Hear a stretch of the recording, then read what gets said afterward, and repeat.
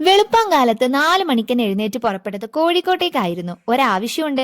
ചുരം പാതി ഇറങ്ങിയപ്പോ തന്നെ വേറൊരു വഴി കൂടെ കൊണ്ടിട്ട് ഉപ്പറഞ്ഞു നല്ലൊരു സ്ഥലം കാണിച്ചു തരാന്ന്. ചെന്നപ്പോ കണ്ടതോ രാവിലെ ഉറക്കം ഉണർന്നു വരുന്ന നഗരത്തിന് മുഴുവനായിട്ടായിരുന്നു. നല്ല ഭംഗിയുണ്ടായിരുന്നു കാണാനായിട്ട്. വലിയ വലിയ മലകളും അതിനു ചുറ്റും മൂടിക്കിടക്കുന്ന കോടയും. ശരിക്കും ഇറങ്ങിക്കാണാൻ നല്ലൊരു വൈബന്യായിരുന്നു. സൂര്യനൊക്കെ ദേ ഉദിച്ചു തെളിഞ്ഞ് വരുന്നതേ ഉള്ളൂ. രാവിലെ നേരത്തെ എഴുന്നേറ്റ് വന്നോണ്ടായിരിക്കാം ഉറക്കം അത്രക്കങ്ങ് ശരിയായിട്ടില്ല. അതിന്റെ ഒരു ക്ഷീണം മുഖത്ത് കാണാനും ഉണ്ട്. നിവിതെ ഇപ്പൊ എഴുന്നേറ്റിട്ടേ ഉള്ളൂ. ഞാൻ പണ്ട് നിന്ന സ്ഥലമായിരുന്നു ഇത്. ഇപ്പൊ ദേ ഇവൻ അങ്ങ് കൈയടക്കിയിട്ടുണ്ട്. നമ്മൾ ഈ പിൻട്രസ്റ്റിലൊക്കെ കാണാറുണ്ടല്ലോ നല്ല ഭംഗിയായിട്ടുള്ള പുഴകള്. അതുപോലൊരു പുഴ കണ്ടപ്പോ ചാടി ഇറങ്ങിയതായിരുന്നു.